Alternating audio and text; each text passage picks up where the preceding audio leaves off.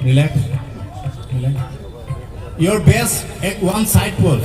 Side pose number 1. Start. Your best. When I side pose. Start. Side pose number 29. Side pose. Start.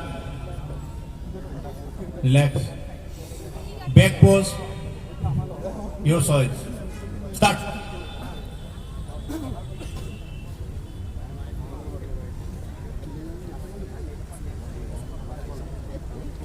Relax. Please stand firm. Please stand firm. Now show your thigh muscle with double bicep. With double bicep thigh muscle. Start.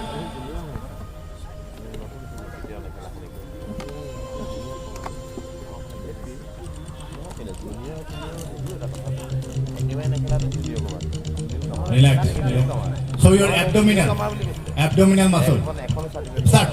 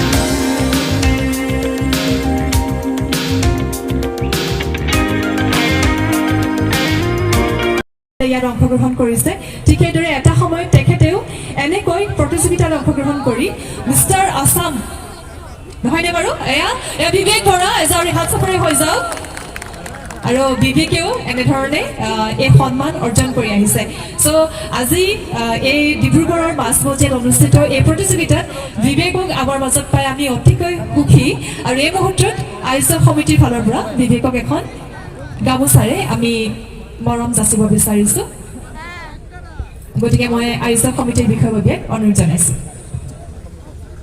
এই আয়োজক সমিতিৰ ফালৰ পৰা দীপাংকৰ শইকীয়া এখনি ফুলাম গামোচাৰে মৰম যাচিছে so বেছি সময় নলওঁ Bibek how is your feeling how is your experience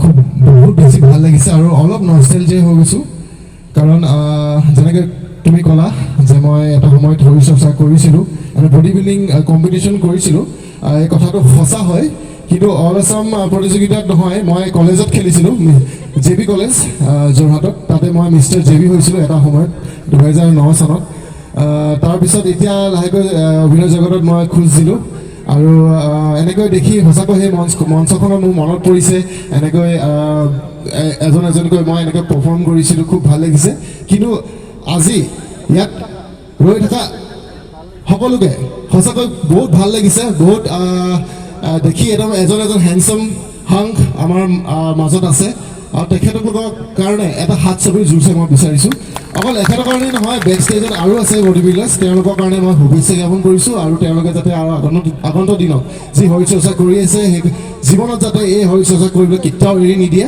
তেওঁলোকে আগুৱাই যাওক আৰু বডি বিল্ডিংটো অসমৰ পৰা বাহিৰলৈ যাতে আৰু লৈ যায় গোটেই সমূহ ভাৰতত যাতে আমাৰ অসমৰ নাম উজ্বলাই তোলে তাকে মই শুভেচ্ছা জ্ঞাপন কৰিছোঁ আৰু দেখিবলৈ ধুনীয়া লাগিছে কিন্তু আপোনালোকে চাগে গম নাপায় এই বডি বনাবলৈ কিমান কষ্ট ইয়াৰ আঁৰত কিমান সাধনা কৰিব লাগিব কিমান বেছি সময় লগতে ডাইটিং ইমান বেছি কষ্টৰ পাছত এই বডি মানে অৰ্জন কৰিবলৈ সক্ষম হয় সো গতিকে মই সকলোকে ধন্যবাদ দিম তেওঁলোক বহুত দূৰৰ পৰা আহিছে অসমৰ বিভিন্ন জেগাৰ পৰা আজি পাৰফৰ্ম কৰিবলৈ ইয়াত আহিছে ইয়াত প্ৰতিযোগিতাত অংশগ্ৰহণ কৰিছে তেওঁলোকক মই সকলোকে ধন্যবাদ দিম আৰু ডিব্ৰুগড় ইউথ ডেভেলপমেণ্ট ফৰাম ভাৰতীয় জনতা ইউথ মঞ্চৰ সকলো সদস্যকে আজি জড়িত থকা সকলো সদস্যকে মোৰ ফালৰ পৰা শুভেচ্ছা জ্ঞাপন কৰিলোঁ থেংক ইউ ছ' মাছ আৰু শেষত আৰু এটা কথা কৈ দিওঁ যে মই যোৰহাটৰ হয় কিন্তু মই ডিব্ৰুগড় যোৱাই হয় দেই এই কথাষাৰ কৈ দিওঁ ডিব্ৰুগড় যোৱা I am going to announce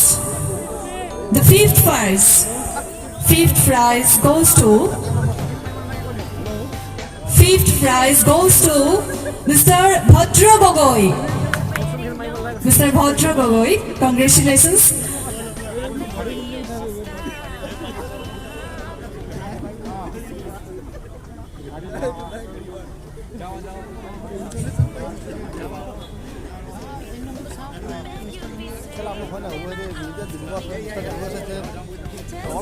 Youth Mr. Dirburghor. Fifth prize goes to Bhadra Gogoi.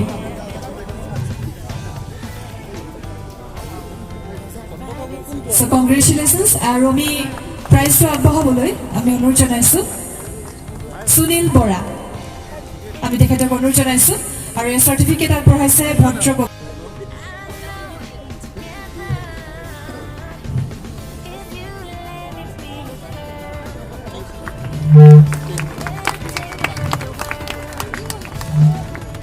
এয়া আজিৰ ফাৰ্ষ্ট প্ৰাইজ হোল্ডাৰক চাৰ্টিফিকেট আগবঢ়োৱা হৈছে আৰু তেখেতে নগদ 15,000 টকা লাভ কৰিছে চাৰ্টিফিকেটৰ লগতে। So' congratulations to all of you. আৰু হাত চাপৰিৰ জোৰটো অলপ কম হৈছে, যদি ডাঙৰ হাত চাপৰি হৈ যাওক সকলোৰে বাবে। থেংক ইউ ছ' মাছ। আৰু এতিয়া হজৰত আলী ডাঙৰীয়াই এটা চলন্ত বঁটা আগবঢ়াব বিচাৰিছে।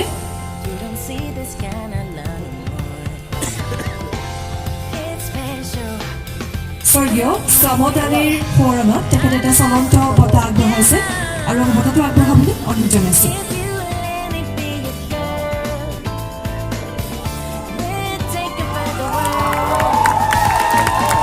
মিষ্টাৰ ইউথ ডিব্ৰুগড় প্ৰথমগৰাকী বিজেতা